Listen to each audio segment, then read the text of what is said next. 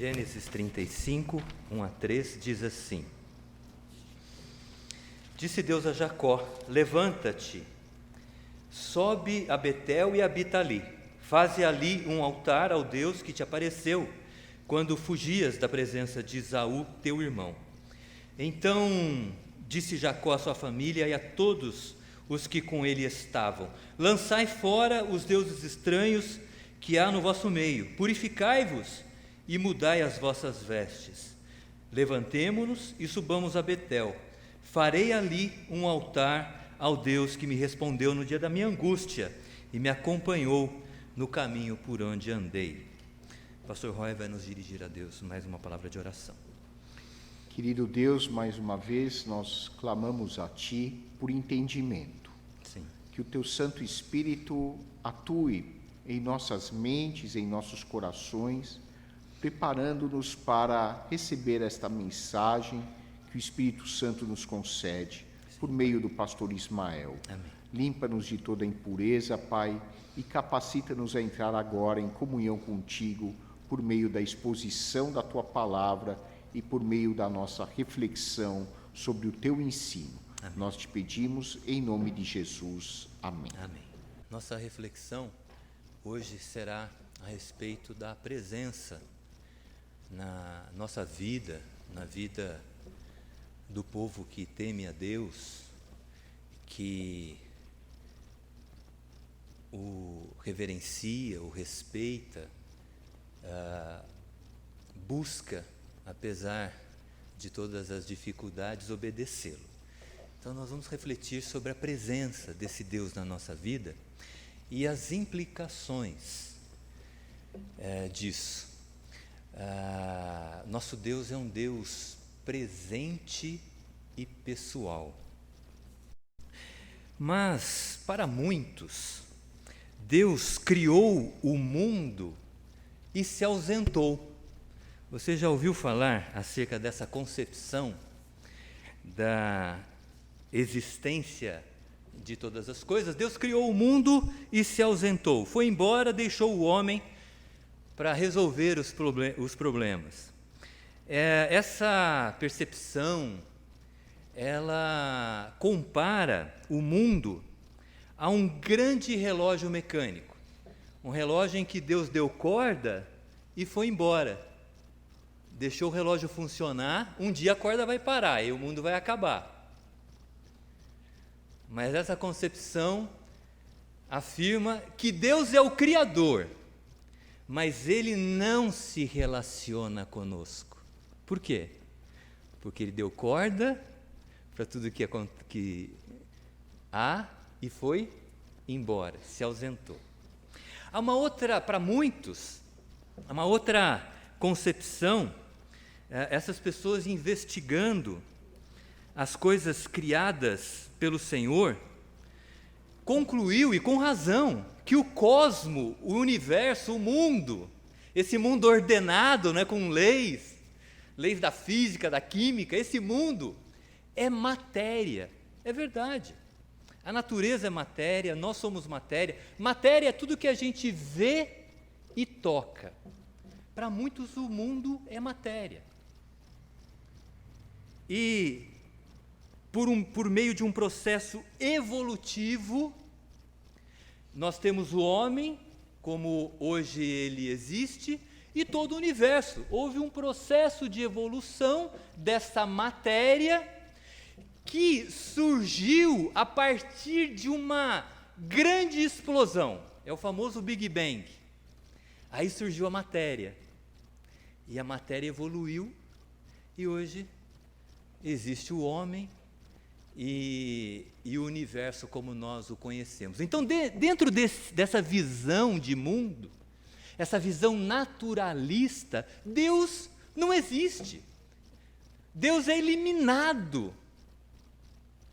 Não há por que se falar em Deus. O cosmo é cosmo, porque houve uma explosão que surgiu a matéria, e essa matéria evoluiu, e aqui estamos nós.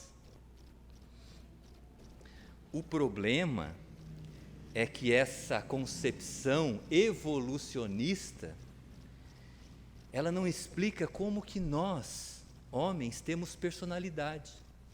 Eu e você somos diferentes das outras criaturas, porque nós temos personalidade, nós temos autoconsciência, nós temos consciência de nós e daquilo que está ao nosso redor, nós temos autodeterminação, nós podemos decidir as coisas, nós pensamos, nós planejamos, nós tomamos decisão, nós criamos. Essa concepção da evolução não explica. Eles dizem, é matéria também, a personalidade é matéria, é uma relação complexa de elementos químicos e físicos. Mas a ciência não explica isso. Portanto, você sempre ouviu que a teoria da evolução é científica. Eu estou dizendo para você hoje que a teoria da evolução também é matéria de fé. Não se consegue explicar a origem da personalidade humana. Agora, então, nesse conceito, né, de mundo, de como as coisas se iniciaram, não existe Deus. Não há por que falar de Deus pessoal ou impessoal, porque não existe Deus. Mas o que a palavra de Deus nos ensina? A palavra nos ensina que o nosso Deus é criador de todas as coisas. Bom, como que nós nos apropriamos disso? Também pela fé. O próprio escritor aos Hebreus diz que pela fé nós cremos que todas as coisas surgiram por intermédio da palavra de Deus. É fé. Entender que todas as coisas foram criadas por Deus é matéria de fé. Entender que houve um processo evolutivo até que nós surgimos também é matéria de fé. Portanto, por fé eu fico com a fé bíblica, que mostra que o nosso Deus é o Criador de todas as coisas. Ele criou e sustenta todas as coisas. Ele se relaciona com tudo que Ele criou e, principalmente, Ele se relaciona conosco. Nosso Deus é um Deus pessoal. Ele nos criou à sua imagem, para nós nos relacionarmos com Ele e Ele conosco. Percebe? Essa é a visão bíblica. Um Deus pessoal, presente nas nossas vidas. E é claro, o relacionamento de Deus conosco, ele atinge o seu ponto mais alto. Em que momento? Através de Jesus Cristo, por meio de quem Deus nos reconcilia consigo mesmo. Deus se relaciona conosco, Deus é pessoal, Ele se faz presente na vida daqueles que o temem. E eu gostaria de mostrar essa realidade usando como exemplo a vida de Jacó e de sua família. Quando Deus apareceu a Jacó, quando Deus se fez presente na vida de Jacó, a família dele estava experimentando muitos problemas. Para a gente entender a magnitude, a quantidade de problemas que a família de Jacó estava experimentando, quando Deus apareceu para lhe ajudar, nós lemos o Gênesis 35, mas lá em Gênesis 34, é dito que quando Jacó, ele se fixou, ele passou 20 anos em Padã Arã, terra da sua mãe, da família da sua mãe, terra da família de Rebeca. Lá em Padã Arã, Jacó casou, Jacó prosperou, e ele voltou depois de 20 anos e se instalou numa cidade chamada Siquém. Lá em Siquém, houve um fato hediondo envolvendo a família de Jacó. Sabe o que aconteceu? Diná, sua filha, foi abusada, foi violentada, foi estuprada estuprada por Siquém, o príncipe da cidade de Siquém. O nome da cidade era em homenagem ao príncipe. O Siquém, quando Diná saiu, a tomou e a violentou. Mas de uma maneira surpreendente, ele se enamorou de Diná e pediu para o pai dele, ir até Jacó e pedir a mão de Diná para ser sua esposa. Mas antes ele a forçou. Aí foi o pai de Siquém, o Amor, foi até Jacó pedir Diná para ser esposa do seu filho. A Jacó e aos filhos. E os filhos de Jacó usaram de um estratagema. Você quer que nós concordemos com esse enlace entre você e nossa irmã Diná? Então, eu quero, ou nós queremos, que você, Siquém, e todos os habitantes da sua cidade, os heveus, eles sejam circuncidados como nós. A circuncisão era um sinal da aliança que o povo hebreu tinha com Deus. Eu quero, então, já que a gente vai ter essa aliança, né, familiar, eu quero que todos vocês, homens, né, obviamente, sejam circuncidados. Aí, o Amor, o Siquém levaram essa questão lá para os heveus e disseram assim: olha, é bom que a gente faça aliança com eles, porque o clã deles é grande. A família, Benjamim não havia nascido ainda, são 11 filhos, tem os netos, tem os servos dele. Vai ser bom para a nossa segurança, vai ser bom para as nossas relações comerciais. Aí os heveus concordaram. Vamos todos circuncidar. Todos foram circuncidados. No terceiro dia, dia em que as dores eram mais intensas, Levi e Simeão foram a Siquém e mataram. Levi e Simeão, filhos de Jacó, irmãos de Diná, foram a Siquém, mataram Amor, mataram o próprio Siquém, todos os heveus do sexo masculino.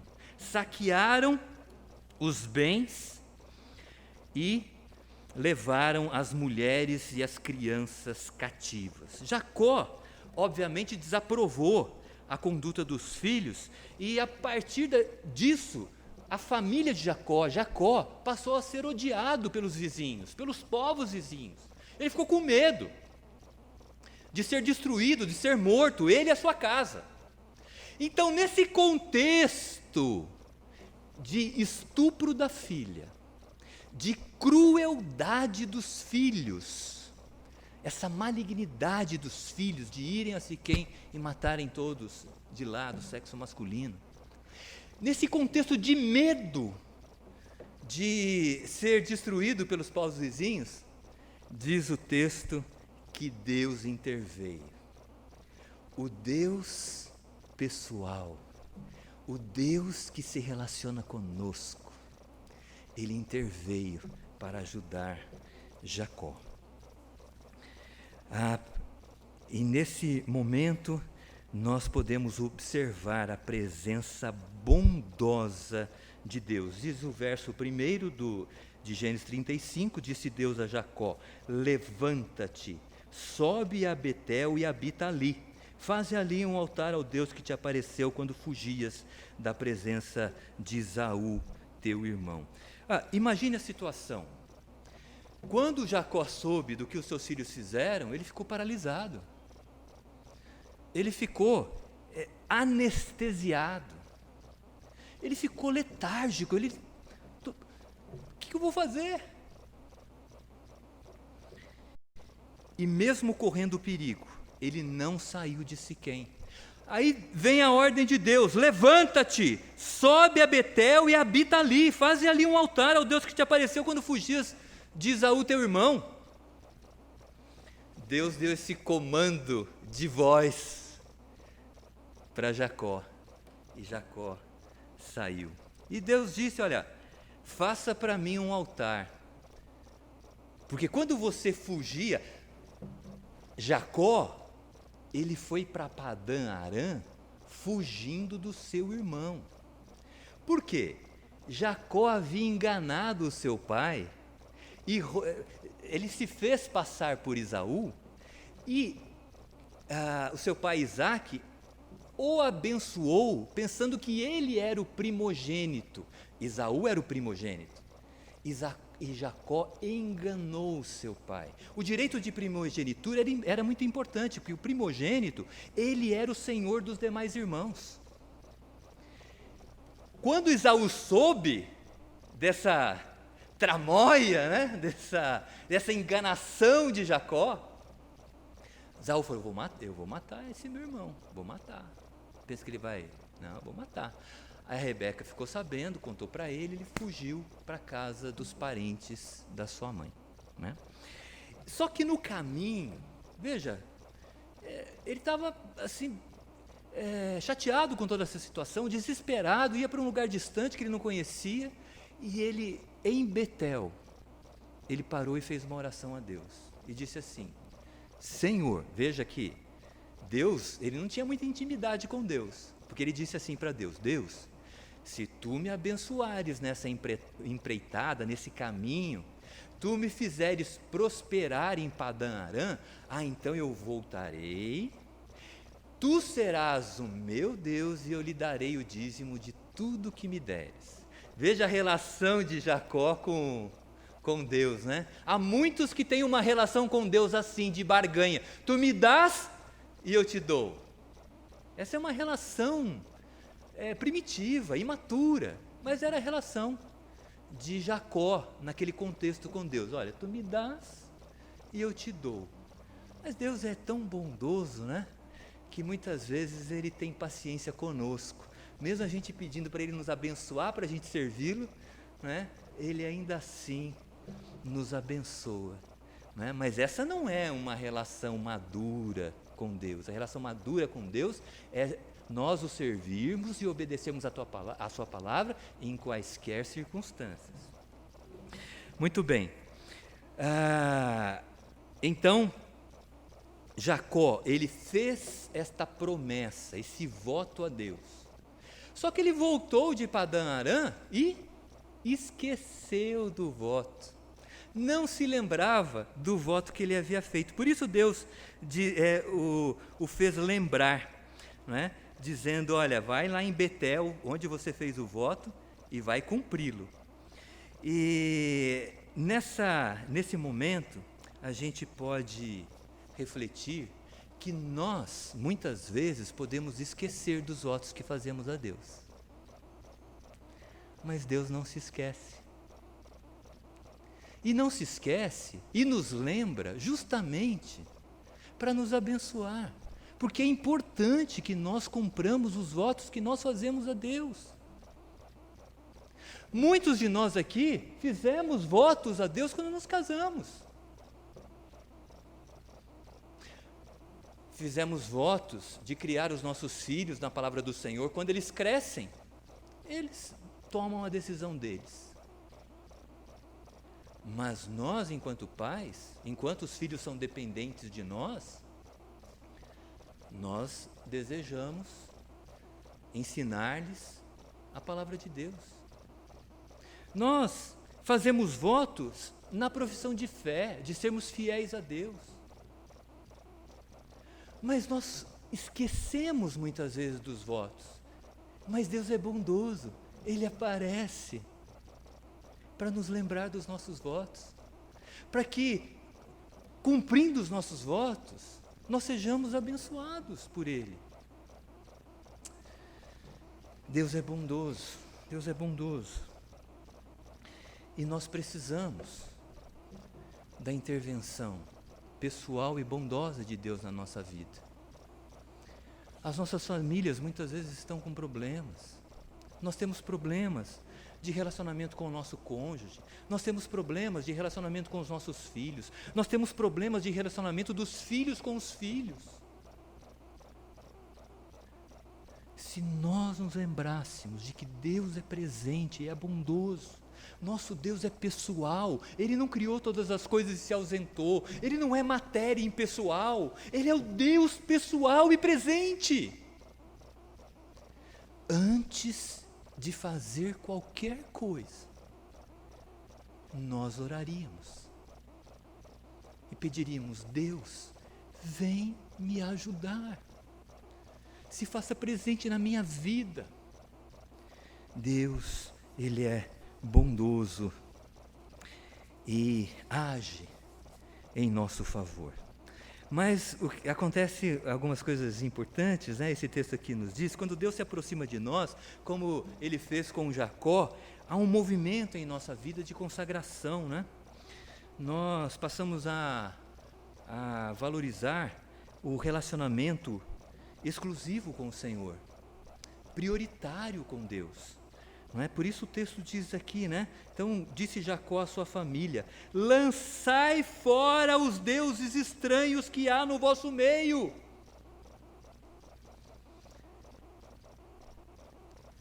Não há espaço para relacionamentos religiosos acima de Deus.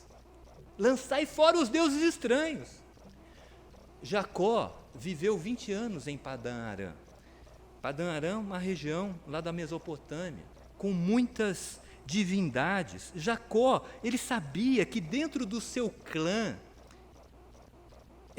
dentro da sua família, Raquel, sua esposa, roubou um ídolo do lar do seu pai, uma estatueta que Labão guardava, uma divindade de Labão, o pai de Raquel. Raquel, a esposa de Jacó, roubou, tomou para si. Então havia dentro da família dele idolatria. Dentro da família dele existiam servos que cuidavam dos rebanhos, cuidavam da segurança, que eram idólatras. Então, Deus ordenou, né, que Jacó e sua família, seus servos, abandonassem os ídolos e se relacionassem unicamente com Ele. Você sabia que a idolatria, ela é plural? A idolatria, ela é plural. Em que sentido? O cananeu, lá na época de Jacó, ele poderia adorar a Baal, que era a principal divindade de Canaã, mas simultaneamente ele poderia adorar Astarote, deusa dos Sidônios, adorar Camus, deus dos Moabitas, adorar Dagon, deus dos filisteus, adorar Milcom, deus dos amonitas. A idolatria, ela é plural. Adora todo mundo. Quanto mais Deus, melhor, né? Deus com letra minúscula. Mas a adoração bíblica, ela é singular. Deus nos ensina na sua palavra: não terás outros deuses diante de mim. E acontece, meus irmãos e minhas irmãs, que o nosso coração é uma fábrica de ídolos. O reformado João Calvino já dizia isso. Além de adoração religiosa, muitas vezes nós adoramos pessoas e colocamos acima de Deus. Muitas vezes nós adoramos o dinheiro e o nosso trabalho e colocamos acima de Deus. Muitas vezes nós colocamos a própria diversão acima de Deus, os nossos desejos. Porque o nosso coração é uma fábrica de ídolos. Por isso que Jesus, lá no Sermão da Montanha, Ele nos ensina a colocar em primeiro lugar o reino de Deus e a sua justiça. E tudo aquilo que é importante para nós, o que diz o texto bíblico? Ele nos acrescentará. Então, quando nós nos aproximamos de Deus, nós percebemos a necessidade de ter um relacionamento prioritário com Ele. Acima de tudo, na nossa vida, está Deus. Acima de pessoas, acima de bens, acima de recursos, acima de tudo. quando Deus se aproxima de nós, há também transformação de vida. O texto diz aqui, né? Lançai fora os deuses estranhos, purificai-vos, mudai as vossas vestes.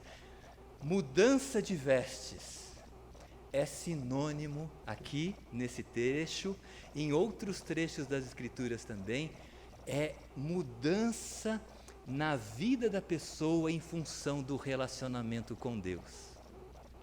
Quando nós nos aproximamos de Deus, é impossível permanecer como nós éramos antes. Deus transforma a nossa vida. Há uma mudança, os nossos valores mudam. O nosso desejo passa a ser de glorificar a Deus acima de todas as coisas. E nós sabemos que seremos conhecidos por aquilo que nós vivemos. Você sabe aquilo que eu penso, aquilo que eu conheço, de tudo que eu já estudei e estudo? Olha para a maneira como eu vivo. Olha para a maneira como eu vivo. Nós seremos conhecidos pela maneira que é a nossa vida, que nós vivemos. Aquilo que nós conhecemos fica em segundo lugar, diante daquilo que nós demonstramos nos vários relacionamentos que nós temos. Por isso que quando nós nos aproximamos de Deus, nós sentimos a necessidade de transformação na vida. E para finalizar, o texto diz aqui no verso 3, que Jacó foi com a sua família a Betel, fez ali um altar ao Senhor, pagou o seu voto, né? Mas esse altar, mais do que pagar o voto, era um símbolo do testemunho de Jacó em relação à ação de Deus em sua vida. Porque, olha o que diz o texto, olha, ele menciona, farei ali um altar ao Deus que me respondeu no dia da minha angústia e me acompanhou no caminho por onde eu andei. Por que Jacó construiu um altar para a adoração de Deus? Para a adoração do nome de Deus, para dar testemunho à sua família e aos seus servos, de que Deus o conhecia pelo nome, que Deus, apesar de ser o Deus criador, transcendente, acima de toda a criação, é o Deus que se faz presente nas nossas vidas e Ele nos auxilia no tempo da angústia.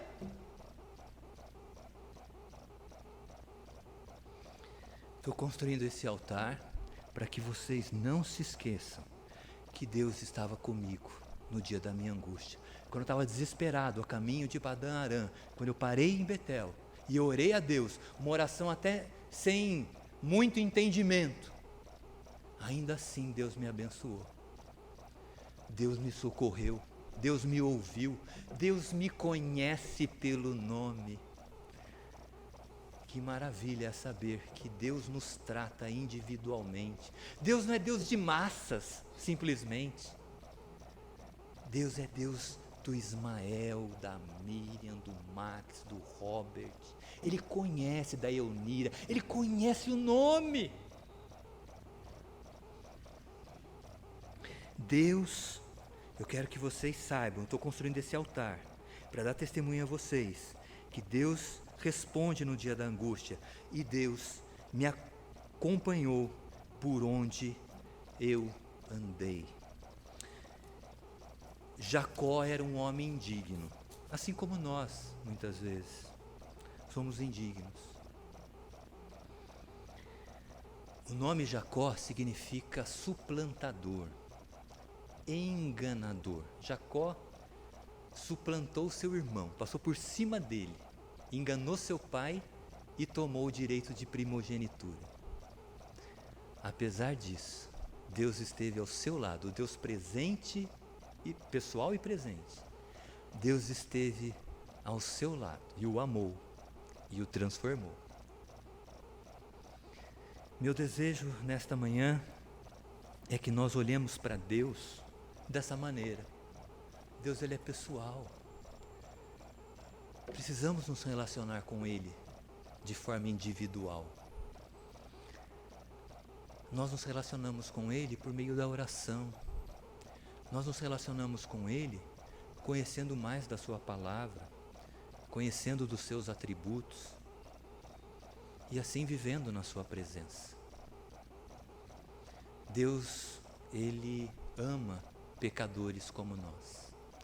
E esse amor de Deus é tão profundo, infinito na realidade, que Ele não poupou o Seu Filho, para que por meio dele, de Jesus Cristo, pela fé em Jesus, nós fôssemos reconciliados com Ele.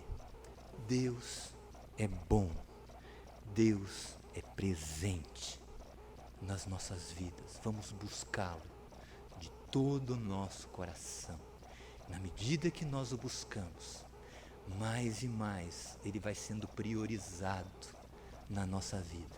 Mais e mais a nossa vida vai sendo transformada. Mais e mais nós vamos dando testemunho de Deus no processo da nossa vida, conversando com as pessoas, falando para elas, olha, no dia da angústia, Deus me ajudou, Deus me ajuda, Deus me acompanha todo o tempo.